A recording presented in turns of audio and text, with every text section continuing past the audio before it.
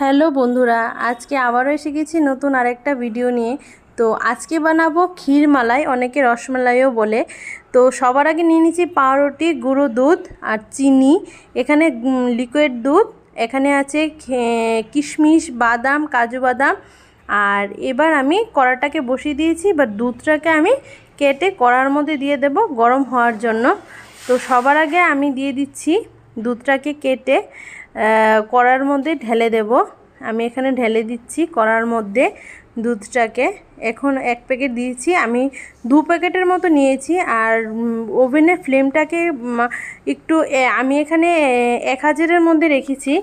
আর আপনারা চাইলে একটু কম করে দিতে পারেন, আমি 1000-এর মধ্যে রেখেছি। এখানে আমি 2 প্যাকেট দুধ কেটে দিয়ে দিয়েছি। এবার এতে আমি হাতাটা দিয়ে, চামচটা দিয়ে একটু হালকা করে নাড়তে থাকবো যাতে নিচে না লেগে যায়। তো এবার আমি এখানে এলাচ দিয়ে দেব যাতে ভালো একটা গন্ধ আসে। তো আপনারা চাইলে সেই এলাচটাকে পাউডার করেও দিতে পারেন। আমি এখানে এলাচটাকে পাউডার করিনি, আমি মুখটাকে একটু ছাড়িয়ে এলাচটাকে আমি দুধের মধ্যে দিয়ে দিয়েছি। তো আমি এখন হাতের মধ্যে দেখতেই পাচ্ছেন এলাচগুলো আমি নিয়ে রেখেছি। এই সবকটা এলাচ আমি এখন দুধের মধ্যে দিয়ে দেব। আমি মুখটাকে ছাড়িয়ে ছাড়িয়ে দিয়ে দিলাম। এবার আমি চামচটা দিয়ে ভালো করে নাড়িয়ে দিচ্ছি যাতে নিচে না লেগে যায়। তো এরকম করে হালকা হালকা করে এইভাবে নাড়তে হবে যাতে নিচে না লেগে যায়, না হলে জ্বলে গেলে নিচে ভালো লাগবে না। আর এখানে আমি হাফ পরিমাণ ব্রেড নিয়েছি, দুধ নিয়েছি, আর এখানে বাদাম নিয়েছি, কিশমিশ, কাজু বাদাম আর নর্মাল বাদাম। তো এবার আমি বাদামগুলোকে কুচি কুচি করে কেটে নেব।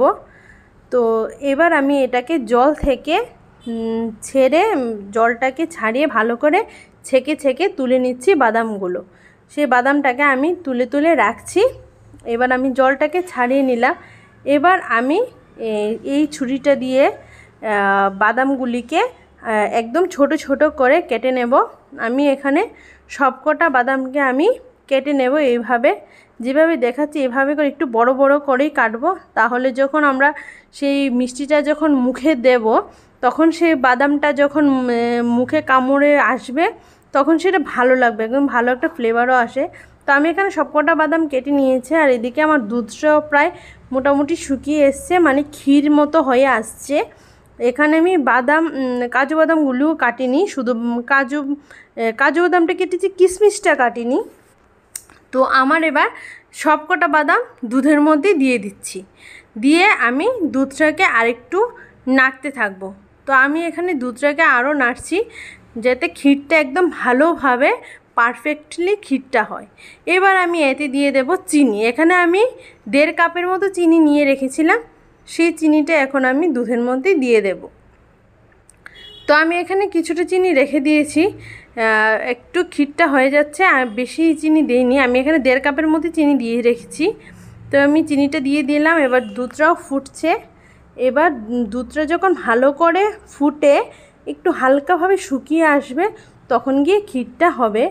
তো এখানে আমি ব্রেডটা যে নিয়েছি, পাউরুটিটা, সেটা একদম খাস্তা হতে হবে, একদম সফট হতে হবে।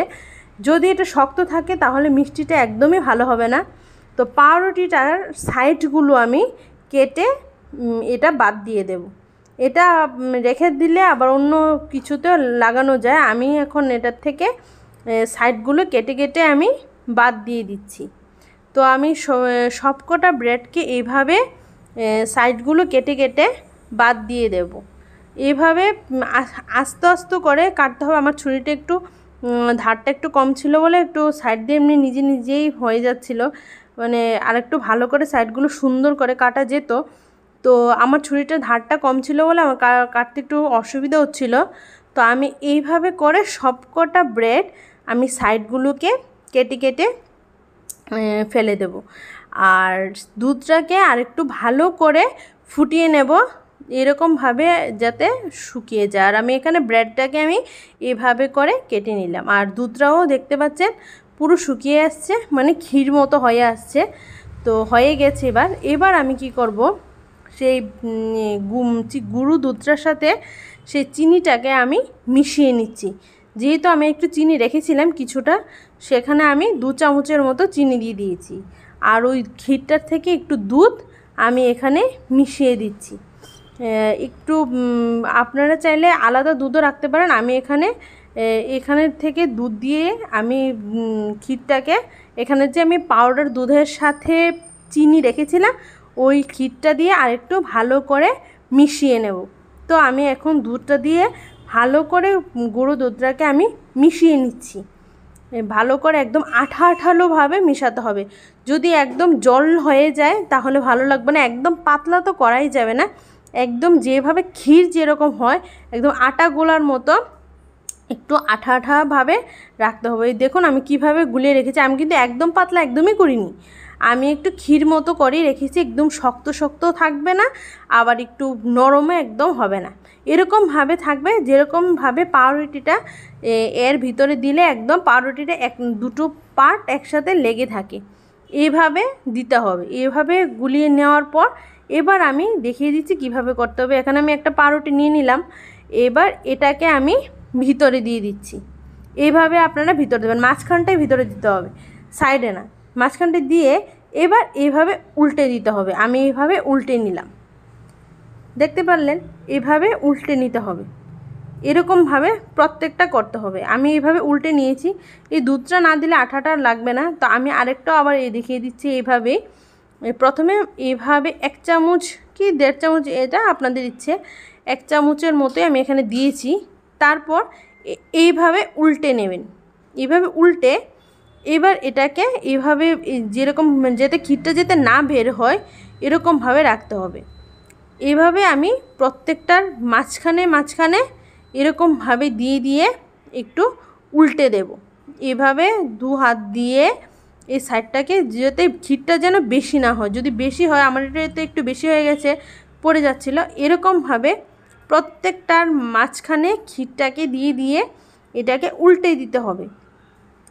তো আমার সবকটা করা কমপ্লিট, আর লাস্টে একটা আছে, আমি ওটাও করে নিচ্ছি। তো এটাকেও সেমভাবে মাঝখানটা দিয়ে আমি উল্টে দিলাম। বাস আমার সবকটা এখানে হয়ে গেছে, সবকটা আমার রেডি কমপ্লিট হয়ে গেছে। এইবার আমি ওই যে ক্ষীর বানিয়ে রাখা দুধটা, এটা আমি এর ভিতরে মানে থালাটার মধ্যে আমি ঢেলে দেব। হাতাটা দিয়ে আমি ঘুরিয়ে আমি এর উপরে দিয়ে দেব, যাতে দুধটা একদম ভিতরে ঢুকে মিষ্টিটা একদম সফট হয়ে যায় আর খেতেও যেতে অনেক ভালো লাগে। আর আমরা যখন খাবো, মানে যখন আমরা খাওয়া একটু ঠান্ডা হওয়ার পর, আপনারা চাইলে একটু ফ্রিজেও রাখতে পারেন। তো আমি ভিডিওটা বেশি বড় করব না বলে আমি সেটাকে ফ্রিজে রাখিনি, আমি আপনাদের সামনে একদম সরাসরি দেখিয়ে দিয়েছি। আপনারা যখন বানাবেন তখন অবশ্যই সেটা ফ্রিজে রেখে তারপর দেবেন। আর যখন আমাদের বাড়িতে হঠাৎ করে কোনো রিলেটিভ চলে আসে, তখন কি করব, হাতের কাছে কোনো কিছুই থাকে না, তখন চট জলদি এই রেসিপিটা কিন্তু খুব ভালো হয়। আর বাচ্চাদেরও স্কুলে টিফিন দিতে পারবেন। সেই রেসিপিটা একদম অসাধারণ একটা রেসিপি। তো আমার দেখুন পুরোটা কমপ্লিট হয়ে গেছে, আমার মিষ্টিটা পুরো রেডি হয়ে গেছে। আমি একটু 5 মিনিট রেখেছিলাম, রেখে তারপর আমারটা পুরো রেডি। আর ওই যে আমি লিকুইড দুধটা ঢেলে দিয়েছিলাম এখন ক্ষীরটা, ওটা কিন্তু মিষ্টির সাথে একদম এটাকে মিষ্টির ভিতরে, মানে পাউরুটিটার ভিতরে ঢুকে গেছে। আর মিষ্টিটা একদম সফট হয়ে গেছে, একদম নরম হয়ে গেছে। যখন আপনারা এইভাবে বানাবেন, যখন খাবেন তখন বুঝতে পারবেন যে মিষ্টিটা কতটা পারফেক্ট হয়েছে। তো আমি এখানে দুধটা দিয়ে দিয়েছিলাম, 5 মিনিট রেখেছিলাম। আপনারা চাইলে আরেকটু ফ্রিজে রাখবেন, তাহলে দেখবেন কি মিষ্টিটা একদম নরম হয়ে যাবে। আর আমি এবার একটা তুলে আমি আপনাদেরকে দেখাচ্ছি। আমি বাটিতে তুলে নিলাম, এবার আমি এটাকে কেটে আমি খেয়ে বলছি কীরকম হয়েছে। হ্যাঁ, অনেক ভালো হয়েছে, দারুণ হয়েছে খেতে। আপনারা ঠিক এইভাবে একবার বানিয়ে দেখবেন, যদি ভালো লাগে অবশ্যই কমেন্টসে বলবেন। তো আজকের জন্য টাটা।